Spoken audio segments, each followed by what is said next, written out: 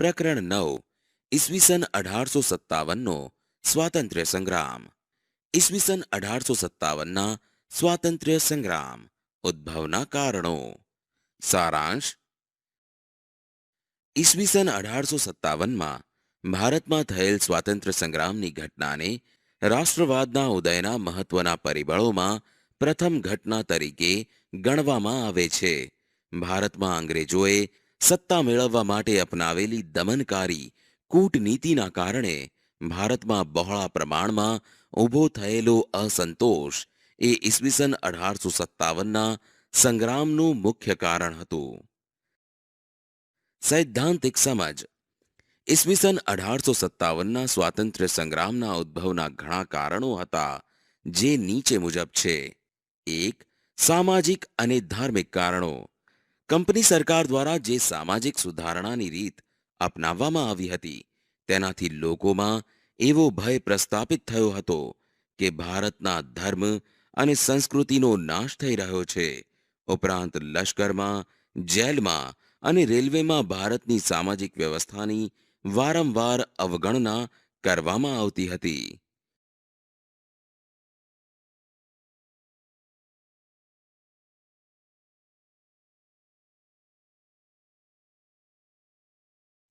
2. આર્થિક કારણો. અંગ્રેજોની આગળની પ્રવૃત્તિ પર જાઓ. આર્થિક કારણો. અંગ્રેજોની આર્થિક નીતિને કારણે ભારતીય સમાજના મોટા ભાગના વર્ગો આર્થિક રીતે પાયમાલ થયા.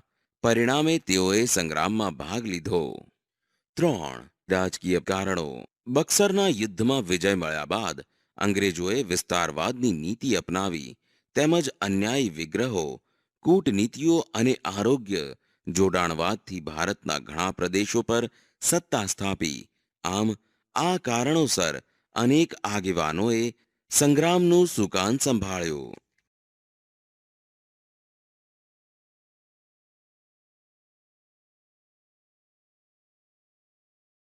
સંગ્રામનું આયોજન અને મંગલ પાંડે. સારાંશ. ઈસવીસન 1857માં મે મહિનાની 31મી તારીખે દેશભરમાં એક સાથે ઈસ્ટ ઇન્ડિયા કંપનીની હુકુમત સામે સંગ્રામનું આયોજન થયું હતું, જેમાં નાના સાહેબ પેશવા, બહાદુર શાહ ઝફર, કુંવરસિંહ, અવધના નવાબ વગેરે તેમજ કુશળ અને બહાદુર સેનાપતિ તાત્યા ટોપે અને તીક્ષ્ણ બુદ્ધિથી આયોજન કરનાર રંગો બાપુજી તથા પ્રખર ધારાશાસ્ત્રી પત્રકાર એવા અજીમુલ્લા ખાન પણ મહેનત કરી રહ્યા હતા. સંગ્રામ માટે પ્રજાને તૈયાર કરવા સૈનિકો માટે પ્રતીક રૂપે રોટી અને પ્રજા માટે કમળના પ્રતીકો ગામડાઓ સુધી પહોંચ્યા હતા.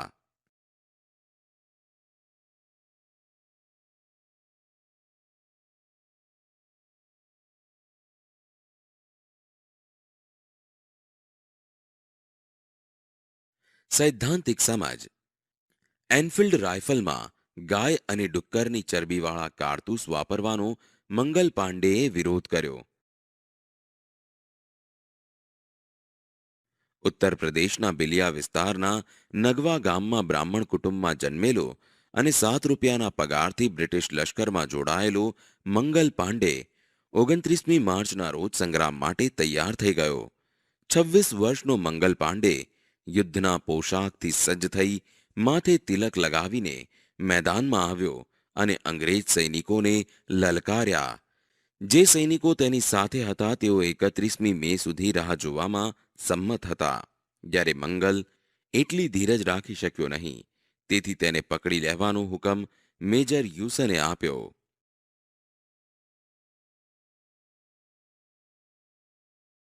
છેવટે બ્રિટિશ સૈનિકોનો ઘેરાવો વધતા મંગલ પાંડેએ આત્મબલિદાનનો માર્ગ પસંદ કર્યો.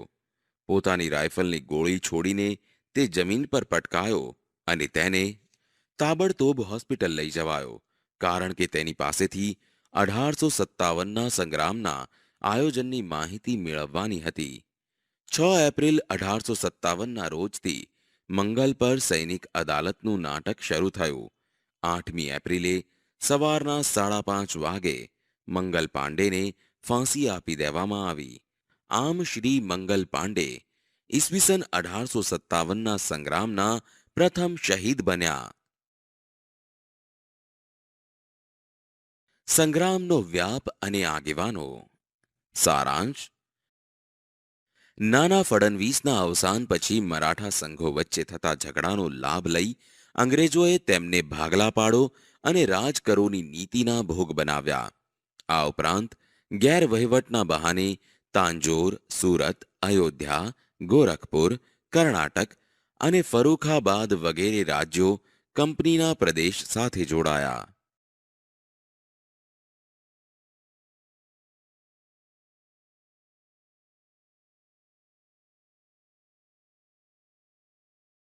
સૈદ્ધાંતિક સમજ. દિલ્હીના બાદશાહ બહાદુર શાહ ઝફર, બેગમ જિન્નત મહાલ અને તેના શહજાદાઓ દ્વારા અંગ્રેજોના દારૂગોળા અને શસ્ત્રોના ભંડારનો નાશ કરવામાં આવ્યો. કાનપુરમાં 8મી જૂનના રોજ થયેલા સ્વાતંત્ર્ય સંગ્રામ દરમિયાન નાના સાહેબ પેશવા અને તાત્યા ટોપે દ્વારા અંગ્રેજોની નૌકાઓ પર તોપગોળા અને બંદૂકો દ્વારા હુમલો કરવામાં આવ્યો. બિહારના જાગીરદાર કુંવરસિંહ કે જે 70 વર્ષની ઉંમરના હતા, તેમ છતાં અંગ્રેજો સામે વીરતાપૂર્વક લડ્યા. આ લડાઈમાં તેમને હાથના કાંડામાં ગોળી વાગી અને તેનું ઝેર આખા શરીરમાં પ્રસરી ન જાય તે માટે તેણે પોતે જ પોતાની તલવારથી હાથને કોણીમાંથી કાપી ગંગા નદીમાં પધરાવી દીધો. બાદમાં ઘાની પીડા સહન ન થતા તે મૃત્યુ પામ્યા.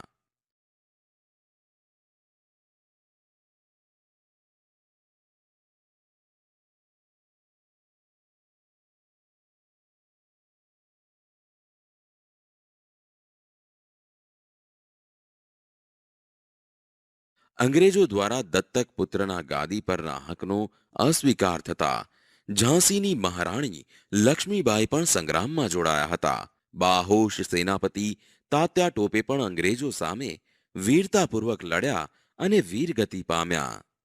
આમ રાજપૂતાનામાં અજમેર, નસીરાબાદ, આબુ વગેરે તથા મધ્યમાં ગ્વાલિયર, મંદસોર, ઇન્દોર અને ધાર તેમજ દક્ષિણ ભારતમાં સતારા, કોલ્હાપુર, સાવંતવાડી, નારગઢ અને ધારવાડમાં સંગ્રામના પ્રયાસો થયા હતા.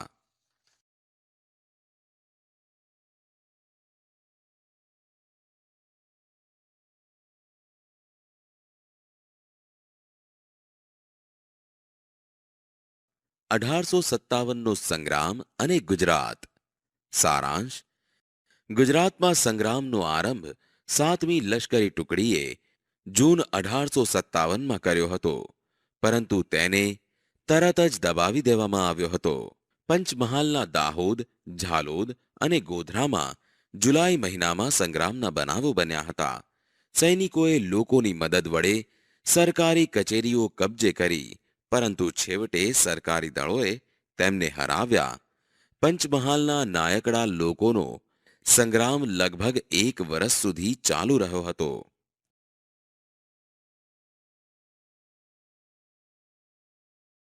સૈદ્ધાંતિક સમજ. ખેડા જિલ્લામાં આણંદના મુખી ગરબડદાસ પટેલે કોળી, નાયકડા વગેરે જાતિના આશરે 2000 લોકોને ભેગા કરી ખાનપુરના ઠાકોર જીવાભાઈના સાથથી સંગ્રામ છેડ્યો હતો. તેઓને અંગ્રેજોનો સામનો કરવા માલાજી જોશી અને કૃષ્ણદાસ દવેએ પણ સાથ આપ્યો હતો. છેવટે ગરબડદાસના સાથીઓ પકડાઈ જતા તેમને સરકારે તોપના ગોળે ચઢાવ્યા. જ્યારે ગરબડદાસને દેશ નિકાલની સજા રૂપે અંદમાન મોકલી આપ્યા, જ્યાં તેમનું અવસાન થયું.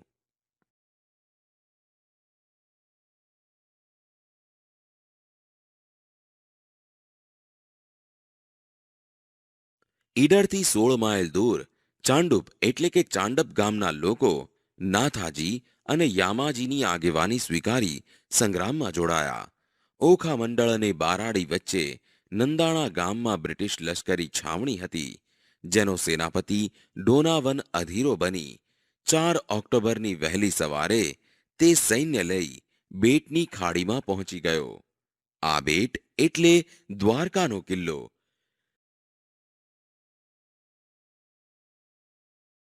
ડોનાવનના આદેશથી કિલ્લા પર ધડાધડ ગોળા છૂટવા માંડ્યા.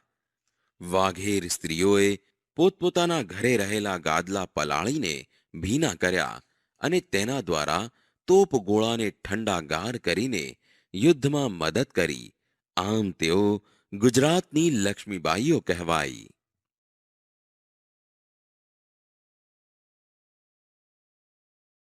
આગળની પ્રવૃત્તિ પર જાઓ. સંગ્રામનો અંત. સારાંશ.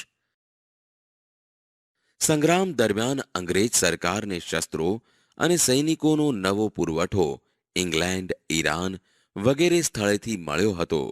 ઈસવીસન 1857ની 10મી મેએ સંગ્રામની શરૂઆત થઈ હતી.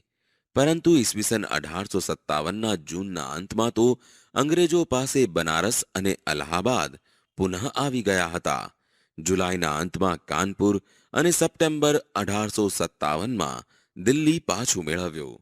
સરકાર દ્વારા 18 એપ્રિલ 1859ના રોજ તાત્યા ટોપેને ફાંસી આપવામાં આવી.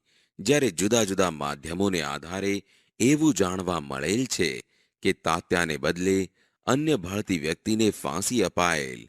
આમ તાત્યાને જીવનના અંતિમ વર્ષો નવસારીમાં ગાળ્યા હોવાનું મનાય છે.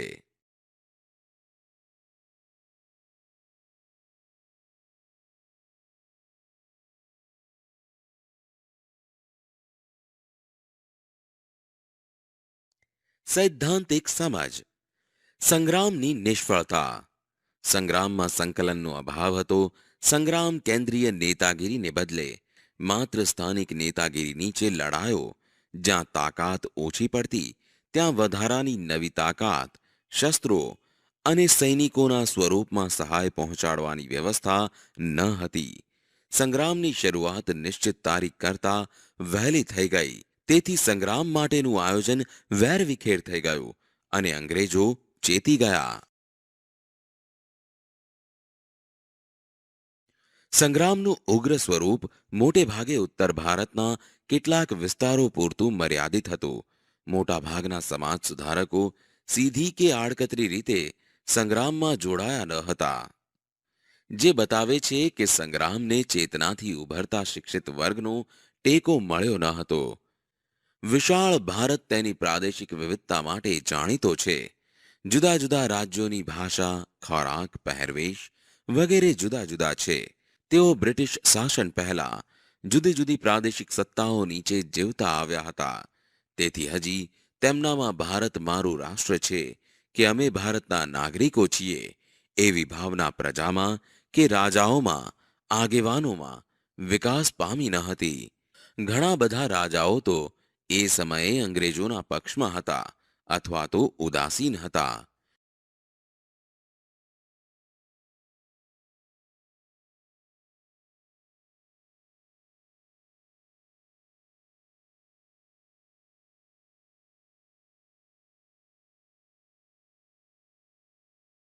શીખો અને ગુરખાઓ અંગ્રેજોના પક્ષમાં રહીને લડતા.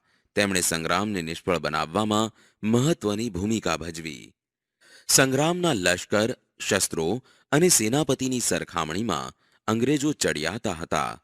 જુદા જુદા આગેવાનો ભારતમાંથી અંગ્રેજોને હરાવવાને બદલે પોતે ગુમાવેલ સત્તા પાછી મેળવવાના આશયથી લડતા હતા. તેથી તેઓ અન્ય માટે કે સમૂહ માટે લડ્યા નહીં.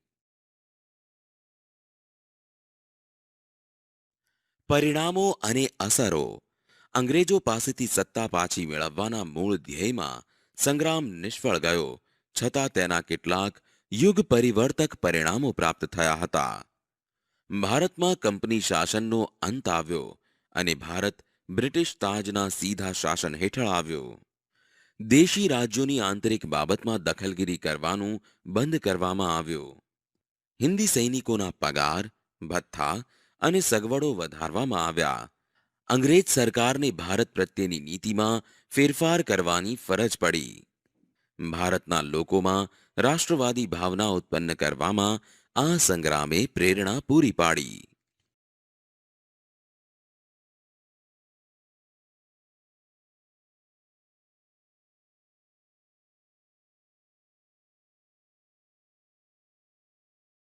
વિદ્યાર્થીઓ, આ પ્રકરણ